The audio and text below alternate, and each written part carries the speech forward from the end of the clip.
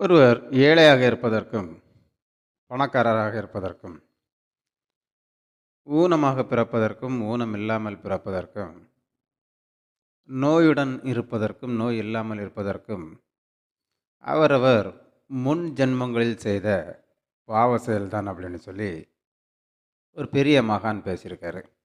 அப்படிப்பட்ட மகானோட பேர் மகாவிஷ்ணு. ஐயையோ, நான் சாமி சொல்லலைங்க, இது ஒரு ஆசாமி. ஏனென்றால் நானும் ஒரு இந்து, எனக்கும் குல தெய்வங்கள் இருக்கின்றது.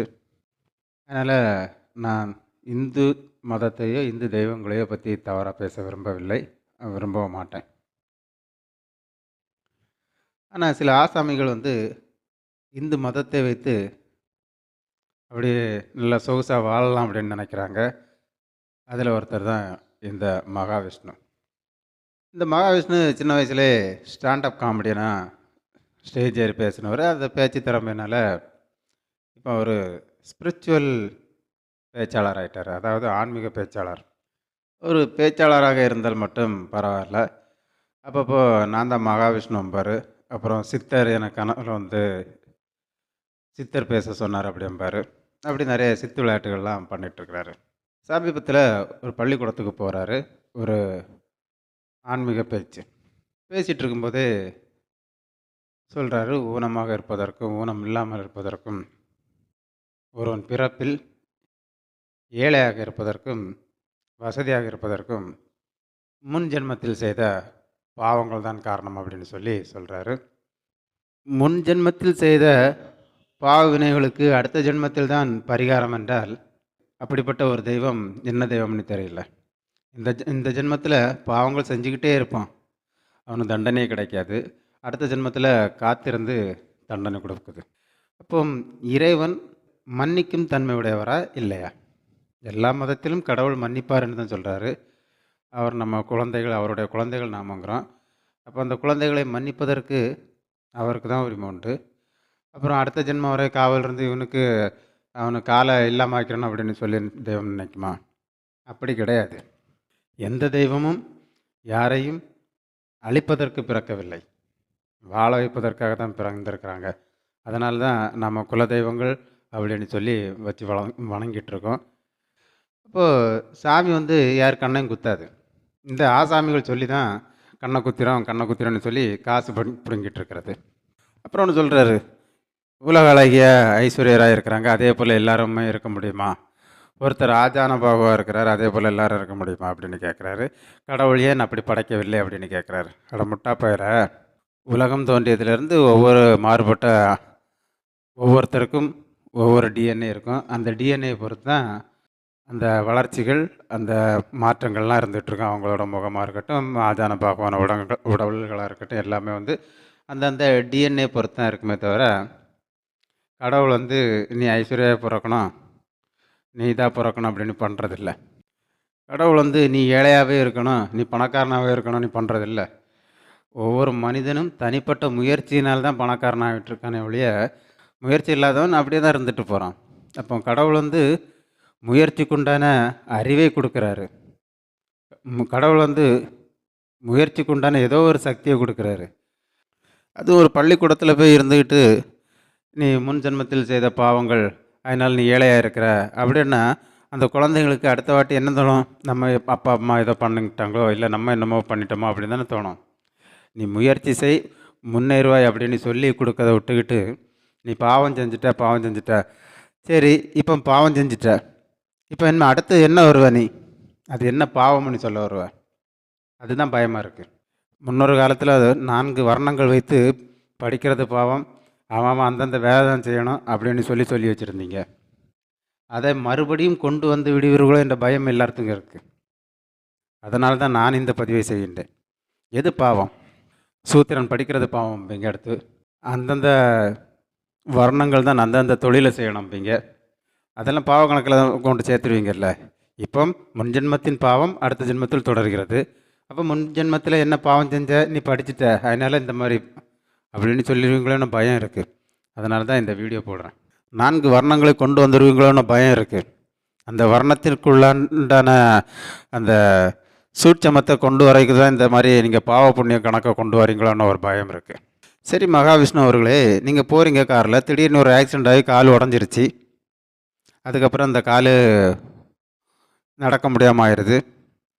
அப்போது ஊனமாக பிறக்கையில் ஊனமாக ஆயிட்டீங்க. இது எந்த ஜென்மத்தில் உள்ள பாவம்? இது ஜென்மத்தில் உள்ள பாவம் இல்லை, உங்களோட தவறாக இருக்கும், இல்லை எதிரே வந்த வாகனத்தோட தவறாக இருக்குமே தவிர கடவுளோட தவறு இல்லை. எல்லாமே கடவுள் பண்ணாருன்னுட்டு நீங்கள் கடவுள் பெயரை வைத்து காசு பார்க்குறீங்க. இது நீங்கள் மட்டும் இல்லை, சில மதங்கள் அப்படி இருந்துட்டு தான் இருக்குது. கடவுள்கிட்ட நாங்களே பேசுகிறோம், ஏன் நீங்கள் பேசணும்? மக்கள் பேச முடியாதா? எங்களுக்கு காணிக்க கொடுங்க, நாங்கள் கடவுள்கிட்ட பேசி உங்களுக்கு வாங்கி கொடுத்துருவோம்.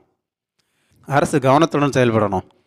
இந்த மாதிரி மக்களை ஏமாற்றும் பிரச்சாரங்களை செய்பவர்களை கண்டிப்பாக கண்டுபிடித்து அவர்களுடைய சொத்துக்கள் பறிமுதல் செய்யப்பட்டு அவர்கள் இதுபோன்று பிரச்சாரங்கள் செய்வதை தவிர்க்க வேண்டும். யாராச்சும் ஒரு கம்ப்ளைண்ட் கொடுப்பாங்க, அதுக்கப்புறம் தான் நம்ம ஆக்ஷன் எடுக்கணும்னு இருக்கக்கூடாது. இதுவும் ஒரு மோசடி செயல் தான். கடவுளின் பெயரால் மோசடி செய்பவர்களை கண்டிப்பாக காவல்துறை கைது செய்ய வேண்டும். அது யாராக இருந்தாலும் சரி, எந்த மதத்தவராக இருந்தாலும் சரி, சிறுபான்மையினர் மதம் என்று அதுவும் விட்டு விடக்கூடாது, பெரும்பான்மையினர் மதம் என்று இதையும் விட்டு விடக்கூடாது. கடவுளின் பெயரால் மக்களை ஏமாற்றுபவர்களை கண்டிப்பாக கைது செய்ய வேண்டும். நேற்று வர சைக்கிளில் வரான், இன்றைக்கி ஜெட்டு வாங்கி வச்சுருக்கங்கிறான், ஸ்டேஜ்லேயே தங்கத்தை அள்ளி அள்ளி போடுங்கங்கிறான், பணத்தை கொட்டி கொட்டி கொடுங்கங்கிறான். 1 ரூபா கொடுத்தாக்கி 1 ரூபாய்க்கு தக்கன தான் சாமி பரிகாரம் தருவார், 1000 ரூபாய் கொடுங்க 1000 மடங்கு தருவாருன்னு சொல்லி ஒருத்தன் கேட்குறான் காசு. அப்போ இது காவல்துறையும் அரசும் கண்டு கொண்டு இருக்கிறதே ஒழிய அதற்கு சரியான ஒரு முடிவுரை எழுத மாட்டாங்குது. அதுதான் இன்றைக்கி ஆளுக்கு கிளம்பிட்டானுங்க சாமியை வச்சு காசு பார்க்குறதுக்கு. அதில் ஒருத்தன் தான் இந்த மகாவிஷ்ணு.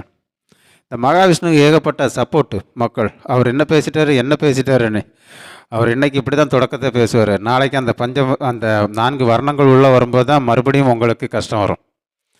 ஆக கடவுளை வைத்து எவன் ஒருவன் பேசினாலும் அவன் செய்வது தவறு. சாமியை நீனும் நானும் நேரே பார்க்கலாம், சாமிகிட்ட நீனும் நானும் நேரே கேட்கலாம், எனக்கு இதை கூட எனக்கு அதை செய்யுதா அப்படின்ட்டு. அதை விட்டுட்டு இன்னொருத்தான ஆசீர்வாதம் பண்ணி தான் நடக்கணும்னு கட்டாயம் கிடையாது. அவர் சித்தர் ஒன்றும் இல்லை, சித்து விளையாட்டுகள் செய்யும் ஒரு போலி. அந்த போலியை நம்பி ஏமாறாதீர்கள்.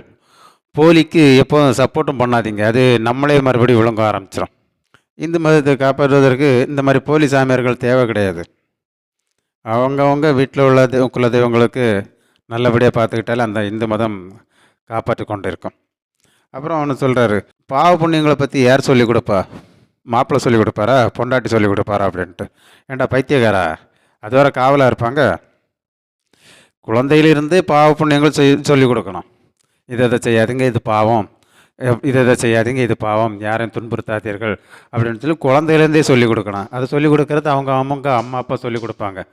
அது காவலிருந்து மனைவியோ கணவனோ சொல்லிக் கொடுக்க வேண்டிய அவசியம் கிடையாது. சரிங்களா? அதுக்கப்புறம் ஒரு ஊனம்ட்ட ஆசிரியர் கேட்குறாரு, இதெல்லாம் சொல்லிக் கொடுக்காதீங்க அப்படின்னு சொல்கிறாரு. நீங்கள் என்ன பெரிய அறிவாளியா அப்படின்னு கேட்டுறாரு. அட முட்டாப்பையில், உன்னோட அறிவாளி தான் அவர் தான். அவர் உன்னை போன்று பல ஆயிரம் பேரத்துக்கு பாடம் எடுத்து கொண்டு இருக்கின்றார். நீ பல ஆயிரம் பேர்த்துக்கு முட்டாள் போதனைகளை சொல்லிக் கொடுத்து நீ காசு பார்த்துட்ருக்க. எந்த ஒரு மதத்தை சார்ந்தவரையும் கல்வி நிலையத்திற்குள் பிரச்சாரம் பண்ணவோ இல்லை ஆன்மீக சொற்பொழிவுக்கோ அனுமதிக்காதீர்கள். இது போன்ற மகாவிஷ்ணு போன்ற போலிகளையும், மகாவிஷ்ணு மட்டுமில்லை, இது போன்ற நிறைய போலிகள் இந்த தமிழகத்தில் சுற்றி கொண்டு தான் இருக்கின்றது. அது மதத்தை ஒவ்வொரு மதத்திலும் இருந்துகிட்டு தான் இருக்கிறாங்க. அந்தந்த மதத்தில் உள்ளவர்கள் அந்த போலிகளை நம்பாதீர்கள். காவல்துறையும் அந்த போலிகளை கண்டு களையெடுக்க வேண்டும். இல்லையென்றால் இது அதிகமாகிட்டே போயிட்டுருக்குமே தவிர ஒரு மத பிரச்சனைக்கு தான் கொண்டு சேர்க்குமே ஒழிய மத நல்லிணக்கத்திற்கு கொண்டு சேர்க்காது. ஆகவே காவல்துறை கவனத்துடன் செயல்பட்டு மத நல்லிணக்கத்தை ஏற்படுத்த வேண்டுமென்றால் இது போன்ற போலிகளை கண்டிப்பாக ஒழித்தாக வேண்டும். அரசு இதில் கவனத்துடன் செயல்பட வேண்டும். இதில் சிறுபான்மை பெரும்பான்மை என்று பாராமல் எல்லா மதத்தில் இருப்பவர்களையும் கண்காணித்து அரசு தகுந்த நடவடிக்கை எடுக்க வேண்டும். இது பற்றிய கருத்துக்களை வரவேற்கிறோம். நன்றி, வணக்கம்.